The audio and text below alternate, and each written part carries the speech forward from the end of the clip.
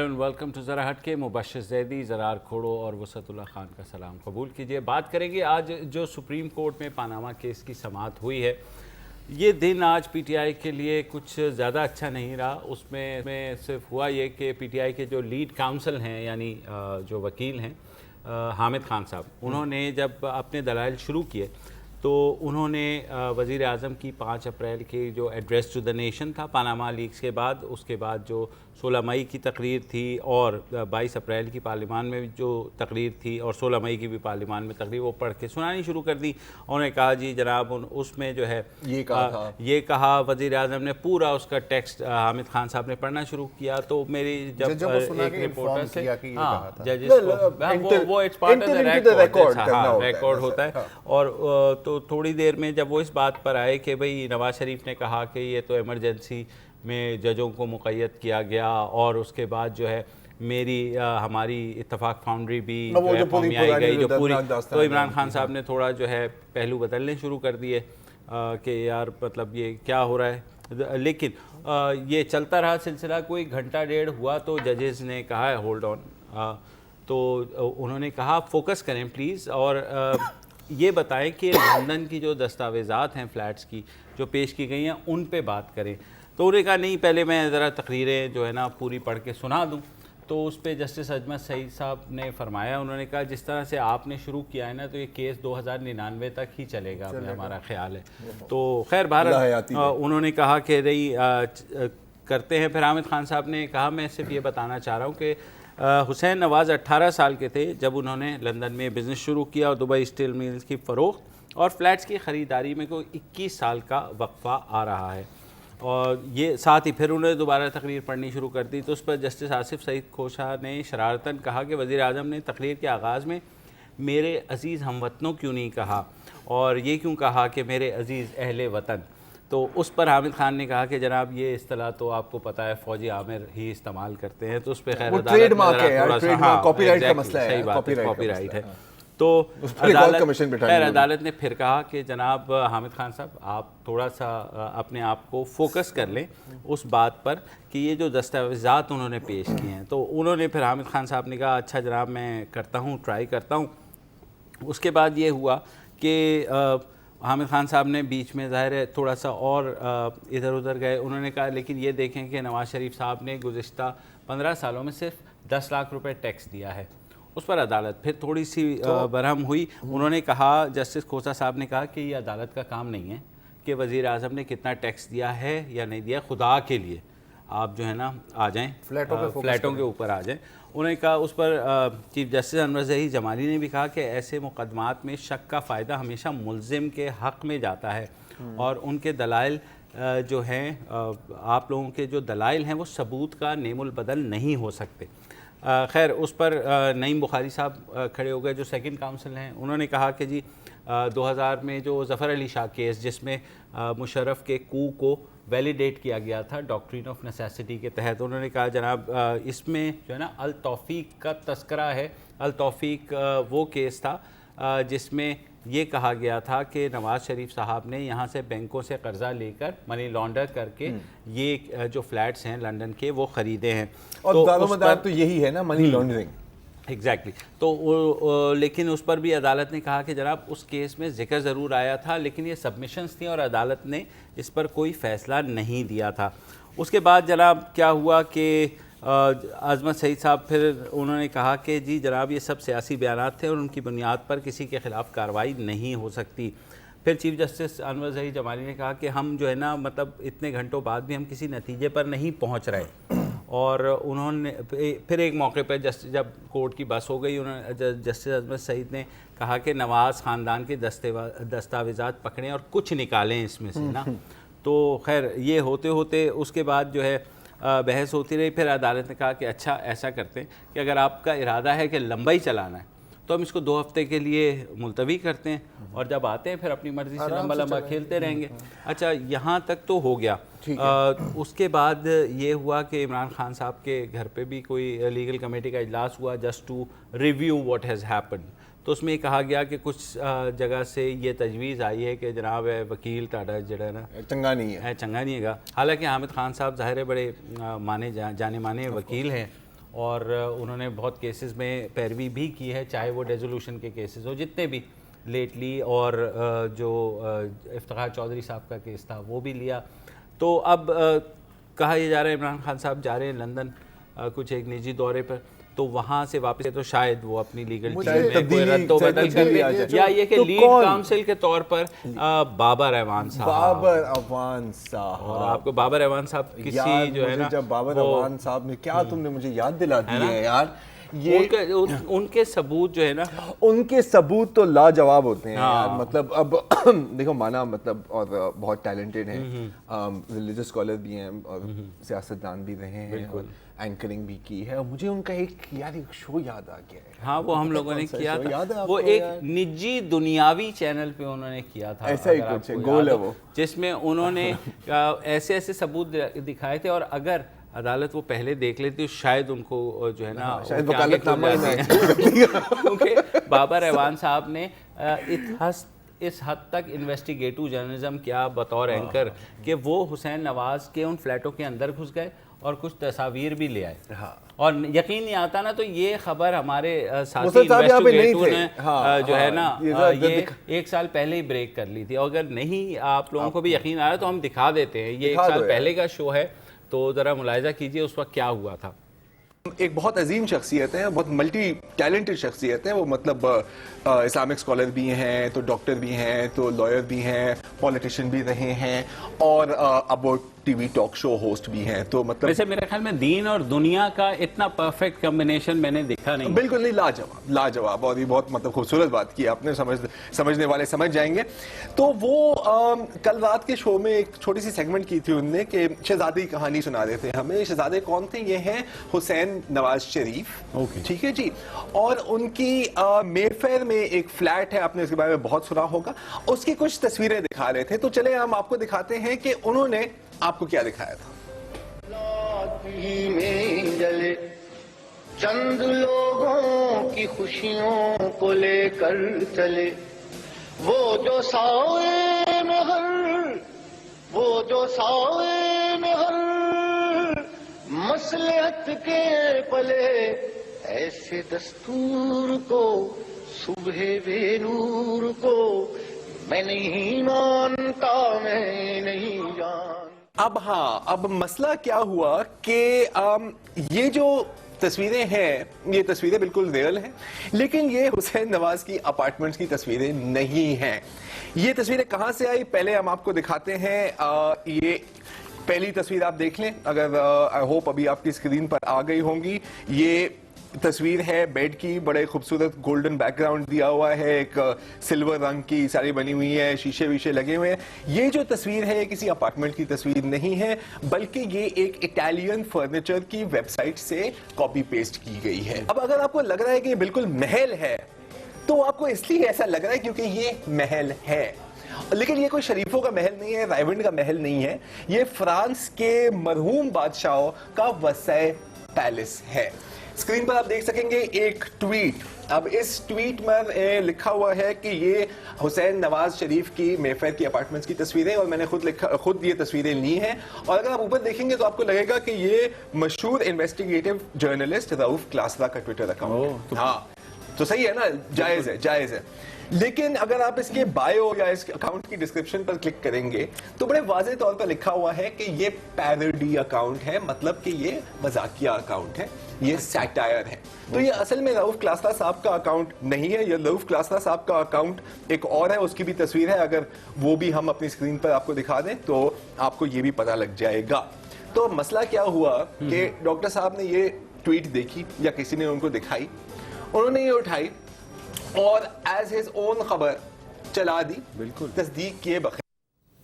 جی جناب, یہ تھی بابر اعوان صاحب نے, ہے نا, جوان اور گڈ لکنگ ہوتا تھا. بابر اعوان صاحب کو زیر غور ہے کہ انہیں نیا وکیل نہیں, ہاں بابر اعوان صاحب کا بارے میں کہا جا رہا ہے کہ اب ان کو لیڈ کاؤنسل اگلی والیوم میں یہی ہوگا. وہ اس حد تک گھسے ہوئے تھے. یہ جو آپ نے چھچور پن ابھی کیا, یار مطلب آپ کو کیوں کہنا ہوتا ہے چھچور پن؟ اس سے آپ کیا ثابت کرنا چاہتے تھے کہ کیا جو بابر اعوان صاحب ہیں وہ لیگل عامر لیاقت حسین نے کیا سر اس سے چھوٹی باتوں کا میں جواب نہیں دوں گا, آن ایئر نہیں دوں گا سر. لیکن نہیں وہ اینکر بھی ہے اور ڈاکٹر بھی ہے, تو اس میں بھی بہت سملیرٹیز آ سکتی ہیں. حامد خان دی حامد خان اور نعیم بخاری دی نعیم بخاری, مطلب لیگل سے, اور واقعی ایک بڑا نام ہے نا دونوں کا. مجھے لگ یہ رہا ہے کہ وہ جو ڈی جے بٹ کے ساتھ تھا نا کہ پیسے پورے نہیں دیے تھے, ہاں وہ بھی گیم تھی بڑی ہے. وہ ہو سکتا ہے کہ پھر انہوں نے اسد کھرل کی کتاب رکھ دی اور ٹھیک ہے یار پھر ثبوت بھی ایسے ہی آئیں گے. دس از یہ ایسے بڑی گہری بات کی آپ نے یار, اور بالکل یہ ہو سکتا ہے. اس پہ تھوڑا انویسٹیگیٹ بھی تو کرو یار تم. میں ابھی ڈبکی لگا لوں گا, ڈبکی لگا ہی لو. لیکن اب ایک سیریس بات, ایک سیریس میں سوال کرنا ہے آپ سے کہ اس میں ظاہر ہے کہ اب جیسے جو بھی جسٹس صاحب کہہ رہے ہیں کہ وہ جو بھی ثبوت پیش کرتے ہیں اس کی جو بھی کوالٹی ہو, اور میرے خیال کہ پچھلے جو ثبوت پیش کیا تھا اس میں صرف تنقید کی تھی لیٹر والیومس پہ. والیوم 1 میں جج صاحبان نے کہا تھا کہ اس میں کچھ مواد ہے. اب اگر پی ٹی آئی نے ثابت کرنا ہے کہ یہ جو فلیٹس خریدے گئے ہیں جن پیسوں سے خریدے گئے ہیں, کر رہی how not to fight a case. Okay fine وہ اپنی جگہ, وہ اپنی جگہ. 2-3 دفعہ عدالت یہ چیز وہ ہو گئی ہے, کہہ چکی ہے کہ بھئی آپ وکیلوں سے بہت قیمتی نقطہ میں قیمتی نقطہ ہے یار. ہاں تھینک یو. میں بھول ہی گیا ہوں. ہاں کہ اگر سارا نہیں, اگر سارے دار و مدار ثبوت پیش کرنے کا پی ٹی آئی پر ہے, اور ثبوت پی ٹی آئی نے یہ پروو کرنا ہے کہ یہ جو فلیٹس خریدے گئے ہیں یہ منی لانڈرنگ سے پاکستان سے پیسے گئے ہیں, یہی ہے نا, جی, پی ٹی آئی اس کو کیسے ثابت کرے گی؟ پی ٹی آئی کا ایک شاندار ماضی ہے وہ کوئی ثبوت پیش کرنے کا. 35 پنکچر پہ جو کمیشن بنا تھا اس میں کتنے ٹھوس ثبوت ہیں. یار دیکھو پنکچر تو ایک الگ بات ہے نا. مائی پوائنٹ از کہ وہ بیچارے کیسے ثابت کریں گے, وہ کوئی انویسٹیگیٹو ایجنسی تو نہیں ہے نا یار. یار ہمیں ہائر کر لے تو وی کین یار پھر نہیں, I am seriously asking this question. آپ لوگ مذاق کر رہے ہو یار. اگر وہ نہیں ہے تو پھر پنگا کیوں لیا؟ دیکھیں پنگا اس لیے لیا, مائی پوائنٹ از وہ کیسے ثابت کر سپریم کورٹ, یہ تو فورینزک انویسٹیگیشن فائنینشیل انویسٹیگیشن ثابت کرے گی نا یار. بھائی میں آپ پہ الزام لگاؤں گا تو ثابت تو میں کروں گا نا کہ زرار نے یہ, اور یہی آج کورٹ نے کہا ہے کہ onus lies on you now. تو پھر تو کچھ نہیں ہونے والا. جی ماڑے ہوتے پنگا کیوں لیا؟ نہیں پھر تو کچھ نہیں ہونے والا. تو گیم اوور ہے اس کا مطلب ہے. نہیں ابھی نہیں کہہ سکتے, ابھی نہیں کہہ سکتے. پکچر باقی ہے, میں سے کوئی خرگوش ابھی پکچر باقی ہے. No you never know.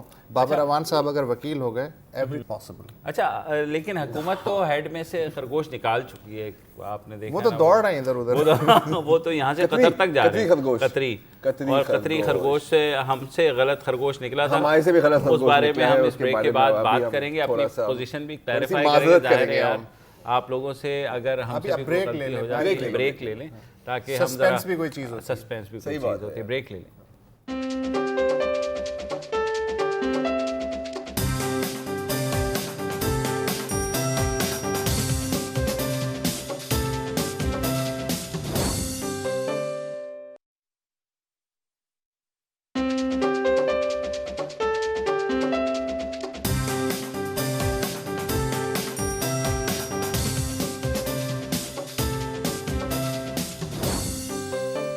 Welcome back to ذرا ہٹ کے. اچھا اب کل جب ہم بات کر رہے تھے پینما کیس کے بارے میں, ہیئرنگ کے بارے میں, اور ایک قطری خط کے بارے میں جو اللہ آپ کا بھلا کرے شیخ حماد بن جاسم بن جبر بن محمد بن تھانی التھانی نے لکھا تھا شریف برادران کے حق میں کہ جی مجھے بتایا گیا تھا کہ یہ ایسا ہوا ہے اور کچھ پیسے گئے تھے.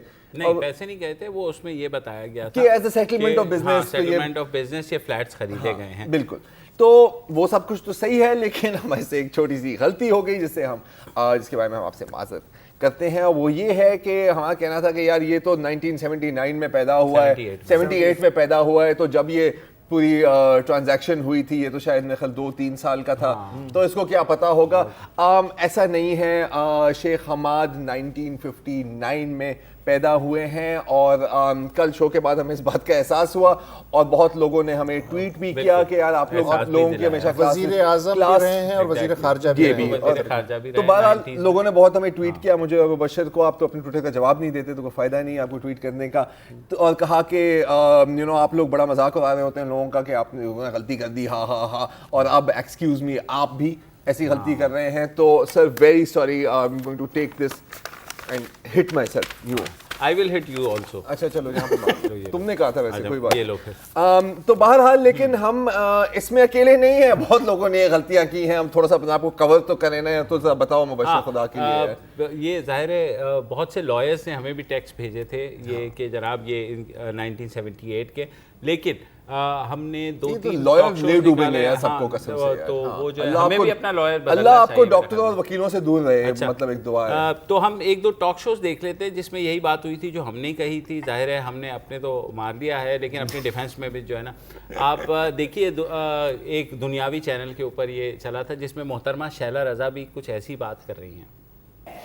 لیکن جو ایک بات ہے کہ وہ جاسم پرنس جو ہیں وہ ان کی ڈیٹ آف برتھ 1978 ہے, یعنی کہ جب وہ انفینٹ تھے تو انہوں نے 1979 میں یہ کیا کر دیا. تو اب وہ جو انہوں نے سنا ہے تو اس کے لیے یہ روشن بچے ہیں, آپ کو نہیں پتا, اس کا بھی کوئی بینک, ان کے ہاتھ لگتے ہیں پتھر سونا ہو جاتا ہے. جب اس کا بھی کوئی بینک نہیں, اب وہ جاسم صاحب کی بھی جو ایج ہے وہ اس وقت انفینٹ. میں جاسم صاحب کی بات کر رہا ہوں, وہ بھی انہی میں آتے ہیں, شہزادے ہیں. جی جناب, یہ تو شیلا رضا کا سن لیا. پھر اس کے بعد پی ٹی آئی کے جو جہانگیر ترین صاحب ہیں, کل شاہ زیب خانزادہ کے شو میں وہ آئے اور انہوں نے بھی یہی بات کر دی. پھر شاہ زیب نے بہرحال اس کو کلیئر کیا, تو سن لیجئے کہ بات کیا ہوئی تھی. اور یہ شہزادہ صاحب جو تھے 1980 میں شاید 3-4 سال سے تھے, آپ گوگل کر کے ان کی عمر چیک کر لیں. تو یہ کہانی سیکنڈ ہینڈ. ترین صاحب آپ نے خود نے گوگل کر کے چیک نہیں کیا, یہی مسئلہ ہے. اخبار پڑھنا یا پھر کوئی ایک ٹی وی چینل دیکھ لینا, کسی ایک ٹی وی چینل نے چلا دیا, وہ 3-4 سال کے تھے اور آپ نے خود نے ویریفائی نہیں کیا. مسئلہ یہ ہے کہ آپ لوگ ٹی وی چینل سے آگے نہیں نکلتے. سر اگر یہ 1992 میں وزیر اعلیٰ بنے تو کیا 13-14 سال کی عمر میں بن گئے تھے وزیر خارجہ؟ 1959 میں پیدا ہوئے ہیں, 99 میں میاں نواز شریف کے ایگزائل کی پوری ڈیل انہوں نے کرائی. آپ نے پھر کوئی ٹی وی چینل دیکھا ہے اور کوٹ کر دیا؟ گوگل کریں آپ کو نظر آ جائے گا, نہیں 1979 میں پیدا ہوئے یا 78 میں. میں نے اپنے وکیل کو کہا تھا چیک کریں, انہوں نے مجھے چیک کر کے بتایا تھا کہ چلو 3 سال کے نہیں ہوں گے تو کوئی زیادہ سال کے ہوں. پتہ چلا وکیل کو پتہ ہو جا رہا ہے. یہ دیکھو نہیں دیکھو یار, یہی ہوتا ہے جب آپ لوگ گوگل نہیں کرتے نا اور آپ لوگ ٹی وی پہ چلتے ہیں. یار کیوں کرتے ہو تم ایسا؟ اچھا جناب, بات کر رہا ہے وہ ہمارا شو تو نہیں. نہیں, ہم ان کا شو ہمارے شو سے پہلے آتا ہے یار. میرے پاس 2 سوالات ہیں. یہ جو جن کا ذکر ہو رہا ہے, جن کی عمر جو بھی ہے, یہ حماد بن جابر الثانی وہی تو نہیں ہے جو ایک زمانے میں ریڈکو انٹرنیشنل سینیٹر سیف الرحمان نے ملازمت کی اور BMW کیس, تو یہ اس کے chief executive conflict of interest. جی ہاں ہیں. اچھا, اور قطر فنڈ $200 بلین, وہ بھی اس کے بھی یہ انچارج رہے ہیں. پاناما پیپرز میں بھی آپ کا بھی نام ہے, تو ان سے زیادہ پاناما پیپرز کے بارے میں سر بالکل صحیح بات. اور اسی بات اس کو کہتے ہیں ایمیکس کیورے, ایکسپرٹ وٹنس. اسی بات پہ کب آپ کا ہوا. تھینک یو سو مچ. لیکن شو کے بعد واپس دے دینا. اچھا, یہ جو LNG کی ڈیل ہوئی ہے پاکستان کے ساتھ, اس میں بھی کہیں کہا جا رہا ہے, لیکن ہم دوسری غلطی مسٹیک میں کچھ نہیں کہنا چاہ رہا, لیکن دیکھو کیونکہ جو شاہ زیب نے کیا تھا نا یار ابھی, وہ مطلب وہ کر کے میں نہیں چاہتا کہ کل میرے ساتھ ایسا ہو. وہ بہت بے دردی سے اس نے کام کیا ہے, مجھے ڈر لگتا ہے قسم سے. مقدمہ وغیرہ تھا, کیا تھا کہاں کوئی ٹارچر کا کیس ہے ان کے اوپر, میرے نوٹس غائب ہو گئے, مگر یہ گواہی کے لیے آنے کے لیے تیار ہے. XPM of Qatar invokes diplomatic immunity in UK torture case. لیکن یہ بڑی مزیدار بات ہے, یہ جو ابھی اس نے اپنے مینشن کر کے اب آگے نکل گئے کہ یہ آنے کے لیے تیار ہے. ہاں, یہ میری بھی بات ہوئی ہے حکومت سے, تو انہوں نے کہا کہ وہ جو ہے نا وہ ٹیسٹیفائی کرنے کے لیے تیار ہے. کیونکہ جب یہ لیٹر پیش ہوا تھا تو عدالت نے پہلا سوال ہی یہ پوچھا تھا وکیل سے کہ اس ڈاکیومنٹ کی حیثیت لیگل قانونی ایسے تبھی بنے گی جب جس شخص نے اسے لکھا ہے وہ آ کر کے اس کو ٹیسٹیفائی کرے گا. تو اس وقت انہوں نے کہا تھا وکیل اکرم شیخ جو ہیں وزیر اعظم کے بچوں کے, کہ میں بتاتا ہوں آپ کو یہ بات. تو اب عدالت کو فی الحال تو نہیں بتایا گیا کیونکہ پوچھا نہیں گیا, لیکن حکومت نے ہمیں بتایا کہ جناب یہ قطری شیخ جو ہیں, تو ہم اس کو تقریباً کنفرم ہی بات کنفرم ہی سمجھیں. تو یار یہ تو پھر بڑی گیم کھیلی ہے, بہت زبردست. ہاں یہ تو لمبی گیم کھیلی ہے پھر, کیونکہ پہلے آپ لائیں, یہ پہلے وہ کہیں گے وہ پھنس گئے, پھر آپ ایک خط لائیں, لوگ اس خط کے اوپر باتیں کریں کہ یار یہ کیا ہے, اس کی تو کوئی اہمیت ہی نہیں ہے, جب تک یہ خود نہیں آئے گا تو کچھ نہیں ہوگا, اور پھر کہیں گے چلو صحیح اب آ گئے. اور یہ تو مطلب اب میں یہ نہیں کہہ رہا کہ کوئی جھوٹے دستاویزات اپنے ساتھ لائے گا، لیکن اگر لانا چاہے تو یار پورا قطر آپ کا ہے بوس. یار تو یہ اس پہ کل آج کسی نے بڑا اچھا فیس بک پہ وہ گانا ہے نا شہزاد روئے کا، سن تو لینا جیت لی. ہاں وہ ہے شہزاد روئے کا گانا ہے تو باندھ کمر کیا کرتا ہے. تو آج کسی نے لکھا تو باندھ کمر کا مجھے لگتا ہے کہ اگر یہ کیس اب دیکھ قطر کیا کرتا ہے. اب دیکھ قطر کیا مجھے لگتا ہے کہ اگر یہ کیس جیت گئے پاناما والا میاں نواز شریف تو انہیں مسلم لیگ نون کا نام مسلم لیگ قاف رکھ دینا چاہیے قطر. چلے لیکن اتنی تو میں نہیں ہے. چلے بریک لے لیتے ہیں. بریک لے لو. یہ گھٹیا چوک نہیں چھوڑ دو ہیڈ لائنز آگے بڑھے اس کے بعد واپس آتے ہیں.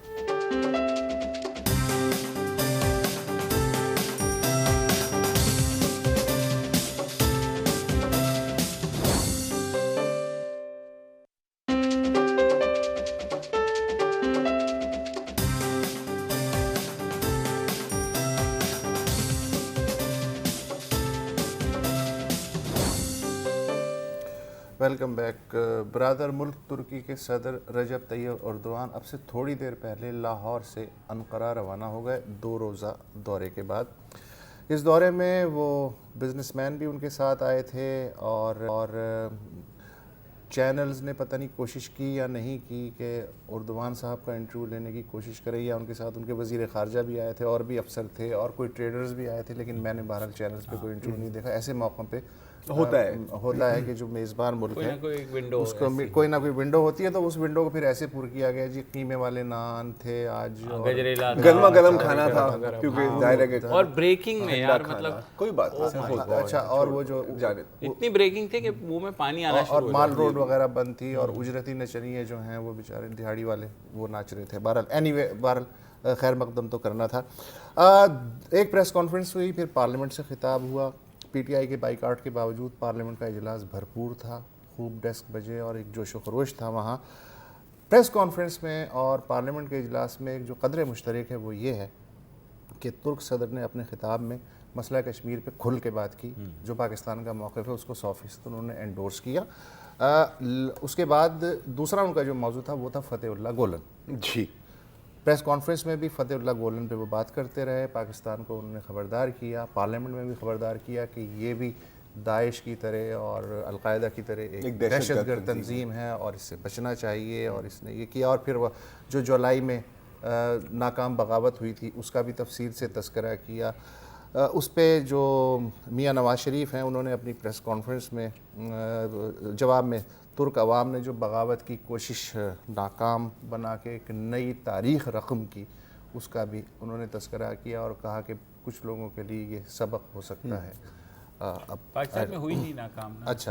اچھا پھر یہ ہوا جو مجھے انٹرسٹنگ بات لگی رجب طیب اردوان کی پریس کانفرنس میں, وہ یہ تھا کہ پاکستان کے کچھ کالم نگار اخبارات میں معصومانہ باتیں کر رہے ہیں. اچھا, گولن کے بارے میں جو ہمارا رویہ اس کے بارے میں معصومانہ باتیں کر رہے ہیں. ہم ان باتوں کا خیر مقدم نہیں کرتے, یعنی 2 اور 2 4 والی بات ہے کہ انہوں نے ناراضگی میرا خیال ہے اس سے بہتر وہ ظاہر نہیں کر سکتے تھے. جنرلی وہ آزاد میڈیا کا خیر مقدم نہیں کرتے. اچھا, اس پہ مجھے یاد آیا کہ اسی سال اپریل میں 2016 میں ایک جرمن کامیڈین ہے جان بورمین, انہوں نے کوئی بہت ہی ناقابل اشاعت قسم کی نظم جو ہے وہ کامیڈین ہے تو انہوں نے سنائی تھی. تو اس کے بعد پوری ٹرکش حکومت حرکت میں آ گئی اور انہوں نے اینجلا مرکل جو چانسلر ہیں ان سے کہا اس بندے کو اریسٹ کرو. اینجلا مرکل نے اس بندے کو اریسٹ کر لیا, اس پہ مقدمہ بھی قائم ہوا, ابھی مقدمہ چل رہا ہے لیکن وہ اس کو چھوڑ دیا. اور اس کے اگلے مہینے ایک انہی کی جو کرسچن ڈیموکریٹک پارٹی تھی اس کے ایک ممبر تھے دلٹوف سیف, میرا خیال ہے یہ کوئی کرد ہیں یا ترکش ہیں جو جرمن ہیں, بہرحال ایم پی ہیں, انہوں نے وہی نظم جو ہے پارلیمنٹ میں پڑھ دی. ایک اور مصیبت کھڑی ہو گئی. تو اس طرح کے حالات ہیں جو ہے نا. رات کو مطلب سر شام کی بہت زیادہ چینلز پہ چلی ہے کہ جیسے کوئی انکشاف کر رہے ہیں کہ 2012 میں جو ہے پنجاب یونیورسٹی نے فتح اللہ گولن کو اعزازی ڈاکٹریٹ کی ڈگری وہ کی. اب اس کو بتانا یہ مقصود تھا کہ جناب یہ دیکھیں شکایت لگا رہے. حالانکہ 2012 میں تو خود ایردوان صاحب اور ان کی پارٹی جو ہے وہ بالکل ہینڈ کلب سے وہ تو ایک اتحادی تھے. دیکھیں اس کی گلین کی موومنٹ سے فائدہ اٹھا کے جو ٹرکی کی ایک ایکسٹریم سیکولر ایلیٹ تھی, فوجی اور سویلین, اس کو آپ نے سائیڈ لائن کیا ہے, وائپ آؤٹ کیا. اب آپ کو پھر اس کے بعد گلین کے ساتھ لیکن یار کافی کلیش ہوئی. دوستوں کو اس سے زیادہ سوال نہیں کرنے چاہیے. اگر انہیں آج ایک چیز پسند ہے اور کل مجھے پسند نہیں ہے تو آرگومنٹ نہ کریں. اگر میں آپ کا دوست ہوں بس ٹھیک ہے, پسند نہیں ہے. اور ویسے بھی دیکھیں دو چیزیں میں دوستی میں بہت بلیو کرتا ہوں, یہ ہے خاص طور پہ پاکستان میں ظاہر ہے سفارتی سطح پہ بہت کم دوست رہ گئے ہیں, اور جس طرح کشمیر پہ میرے خیال میں کون بولتا ہے یار, کوئی بھی پاکستان کے حق میں ایسا نہیں بولے. دوسری دو چیزیں جو امپورٹنٹ ہیں جو کہ سارے اس میں اگلے سال تک کہا جا رہا ہے کہ دونوں ممالک کے درمیان فری ٹریڈ ایگریمنٹ جو ہے وہ سائن ہو جائے گا. اور وہ ہمارے لیے کیوں ضروری ہے, کیونکہ ہماری برآمدات جو ہیں وہ اس حد تک گر گئی ہیں کہ بالکل نیگیٹو میں جا رہی ہیں. اگر ترکی کی شکل میں ہمیں مارکیٹ ملتی ہے اپنی ٹیکسٹائل کے لیے, اور ایک بڑی ٹھیک ہے, اور اس کے علاوہ زراعت جو ہماری اپنی ایگریکلچر ہے وہ بہت سفر کر رہی ہے. اس دفعہ کاٹن بھی ٹھیک نہیں ہوئی ہے. ابھی جو رائس کا ہمارا ایک بڑا کانٹریکٹ ایران کا جو ہے وہ لے گیا ہے ویتنام, اور ویتنام نے ان کو دے دیا ہے. تو ہمیں ہر طرف سے ہٹ پڑ رہی ہے. تو ہمیں زراعت میں بھی وہ ہیلپ کر سکتے ہیں.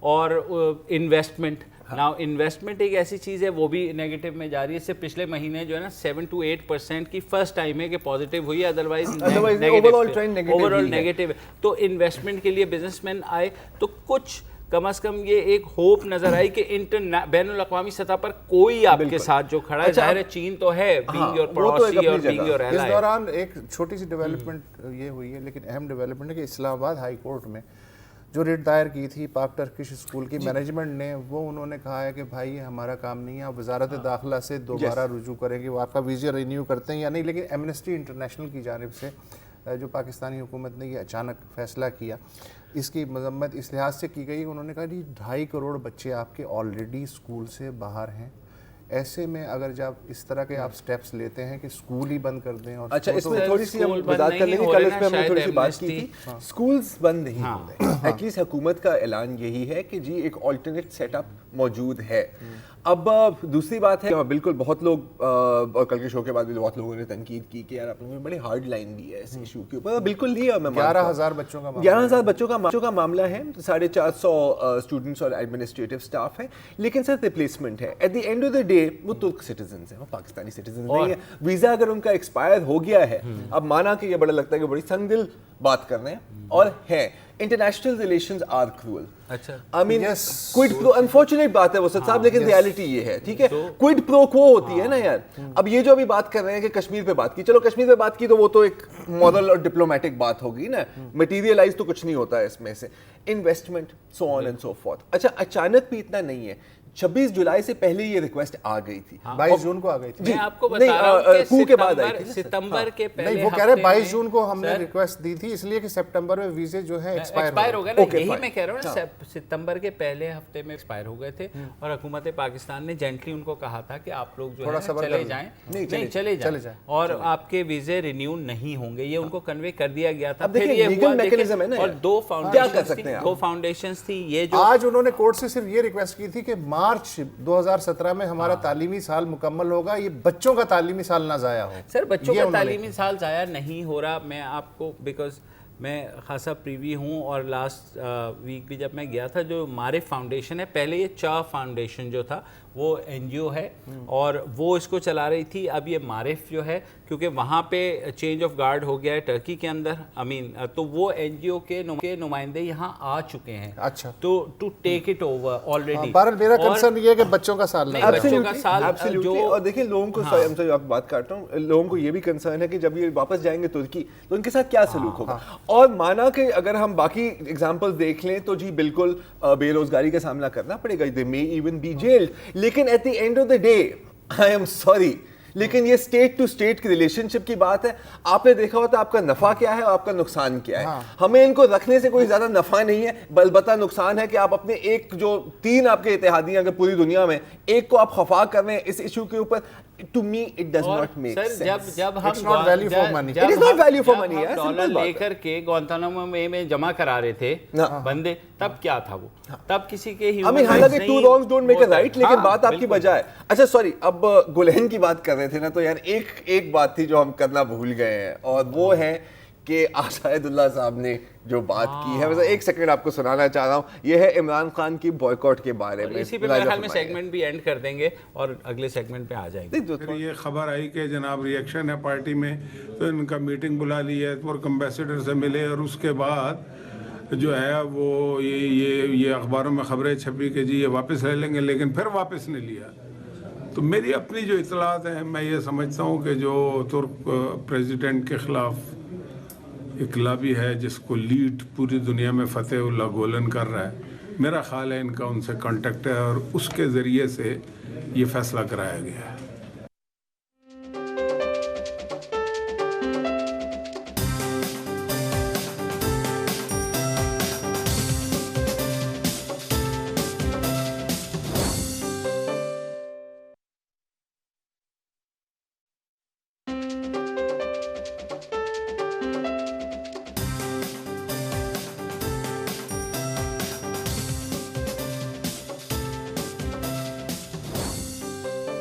Welcome back. اچھا, بریک سے پہلے آپ کو ایک کلپ دکھائی تھی مشاہد صاحب کی, جس میں وہ یہ کہہ رہے تھے کہ ان کو لگ رہا ہے, اور ان کے اطلاعات کے مطابق Imran Khan P T I کے چیئرمین فتح اللہ گلین سے ڈکٹیشن لے رہے ہیں.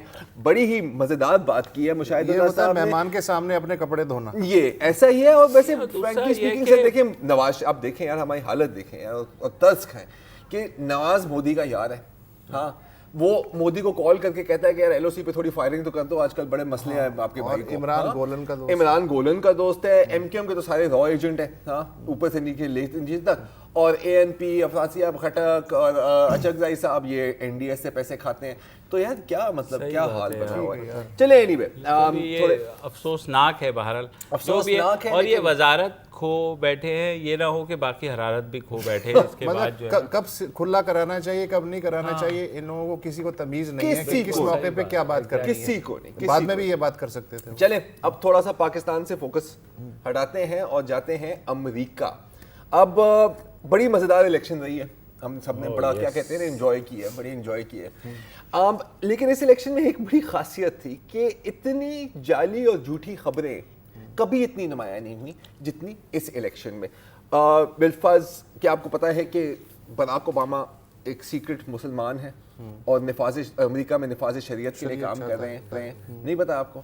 کیا آپ کو یہ پتا ہے کہ ہلیری کلنٹن شیطان کی پجاری ہے اور بچوں کو ذبح کر کے کھاتی ہے اپنی ڈیموکریٹک پارٹی کے ساتھ, اس لیے ہاری ہے نا, منوس ہے. یا آپ کو شاید یہ بھی پتا ہو کہ پوپ فرانسس نے ڈونلڈ ٹرمپ کے پیر چھو کر حمایت کا اعلان کیا. یار یہ ذرا لمبی ہو گئی, لیکن سر یہ لوگ مان رہے ہیں. لیکن پوپ تو کرمنلز کے پیر ویر دھوتا ہے, انہیں معافی وافی, یہ اس کانٹیکسٹ میں بھی نہیں تھا, but any way point is. لیکن یہ جو ساری سٹوریاں ہیں نا اس الیکشن میں فیس بک پر یہ اتنی وائرل ہوئی ہیں, 2 lakh shares, 3 lakh shares, 4 lakh shares, کہ لوگوں کا ایک پورا مائنڈ بن گیا, خاص طور پہ ٹرمپ سپورٹرز کا. اچھا ابھی آتی کہاں سے ہیں, یہ بھی ایک سوال ہے. اباؤٹ 70-80% ان جعلی خبروں کے پیچھے ایک شخص ہے جس کا نام ہے پال ہارنر.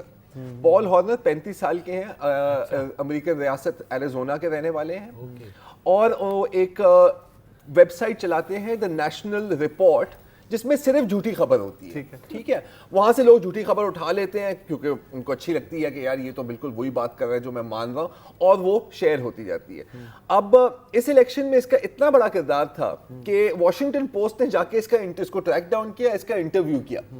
تو یہ کہہ رہے کہ آپ کو لوگ بڑی گالیاں دیتے ہیں, تم جھوٹے ہو, تم مکار ہو. اس نے کہا کہ یار لیکن میں اپنے آپ کو کمیڈین سمجھتا ہوں, میں اتنی عجیب و غریب سٹوریاں بناتا ہوں کہ میں کہتا ہوں کہ یار کوئی بالکل پاگل عقل کا فارغ ہوگا جو ان کو مان لے گا, اور لوگ مان رہے ہیں. تو انہوں نے اس سے پوچھا کہ یار یہ لوگ کیوں مان رہے ہیں, آپ کو کیا خیال ہے کہ اس کے پیچھے کیا وجہ ہے. تو وہ کہتا ہے کہ یار کیونکہ اب نا لوگ مزید بیوقوف ہوتے جا رہے ہیں, کوئی چیک خود نہیں کرتا, آئی کیو لیول کوئی کنفرم نہیں کرتا, بس جو بات وہ سننا چاہتے ہیں وہ آگے کرتے ہیں. لیکن ٹرمپ نے سٹاف ممبرز نے میری خبریں اٹھائی ہیں. جیسے ایک خبر تھی کہ اوباما کا پلان ہے کہ جو الیکشنز ہوئی ہیں اس کے ریزلٹ کو کینسل کر دو اور مارشل لا لگا دو, اور لوگ مان گئے, اور ایک ٹرمپ کے کیمپین مینیجر نے بھی مان گیا. اچھا ابھی ایسا کام کیوں کرتا ہے آخرکار؟ مطلب صرف سیڈزم تو نہیں ہے نا یار, کوئی ہوگا. پہلے انشورنس میں کام کرتا تھا, کہتا تھا کہ پیسے صحیح تھے لیکن سٹریس بہت تھا, تو میں اس بزنس میں آ گیا ہوں. اب اس کی ایک سٹوری یہ جو اوباما والی تھی, اس کو 2.5 لاکھ شیئرز ملے ہیں ٹویٹر پہ, اور وہاں پر ایک ایڈ سینس ہوتا ہے کہ جو بھی کلک کرے نا آپ کو کچھ پیسے ملتے ہیں. تو قطرے قطرے سے قطری بنتا ہے, ویل ان دس کیس تو مطلب درہموں کا دریا بنتا ہے. اب وہ بندہ مہینے میں کبھی کبھی 40-50 ہزار ڈالر کما لیتا ہے جھوٹی خبریں بنا کے, اور ہم یہاں پہ بیٹھے ہوئے ہیں یار. یار ویسے ہم بھی تو یہی کام کر رہے ہیں یہاں پر. اچھا اب عجیب بات یہ بھی ہے پاکستانی میڈیا میں بھی ایسی ایسی خبریں چل رہی ہیں کہ روز تالا لگا رہی, بھنڈ نہیں ہے, روز ہو رہا ہوتا ہے سر حکومت گئی نہیں. اور بھی ہے یار, اور یہاں ایسی کوئی ایکسپرٹیز امپورٹنٹ باتیں کر لیں. Thank you. اچھا سب سے حیرت کی بات ہے کہ اس سے پوچھا کہ یار لیکن آپ ٹرمپ کو پسند کرتے ہیں؟ نیزلا کہ نہیں یار, آئی ہیٹ ٹرمپ, اس لیے تو میں ایسی خبریں بناتا ہوں ان کے اپنے لوگوں کو دکھانے کے لیے کہ تم لوگ کتنے بے وقوف ہو. لیکن اس نے کہا کہ لیکن اب وہ ٹرمپ جیت گیا ہے تو میں بڑا خوش ہوں کیونکہ اب میری کمائی لمبی ہو جائے گی. اچھا اب یہ تو مطلب اس کی نیت شاید صاف ہے, لیکن یوگوسلاویا, فارمر یوگوسلاویا میں ایک ریاست تھی میسیڈونیا, آپ کو یاد ہوگا, وہاں پر ایک چھوٹے سے شہر میں کچھ ٹین ایجرز نے ایک کمائی کا طریقہ بھی بنا لیا ہے, اور وہ فیک نیوز بناتے ہیں, 10 things about this. اور انہوں نے دیکھا کہ یار یہ ٹرمپ والے نا یار یہ کچھ بھی مان لیتے ہیں, تو انہوں نے پوری پلاننگ کر کے ویب سائٹس بنائی, فیک خبرز بنائی صرف ان لوگوں کو بیچنے کے لیے. سارے ٹرمپ کے سپورٹرز اس پر کلک کر رہے ہیں اور ان لوگوں کی روزی روٹی بن رہی ہے. یہ سچویشن اب اتنی پرابلمٹک ہو گئی ہے کہ گوگل اور فیس بک دونوں نے کہا ہے کہ ہم کریک ڈاؤن کریں گے فیک نیوز پر, اور ہم ان چیزوں کو بالکل فلٹر آؤٹ کریں گے.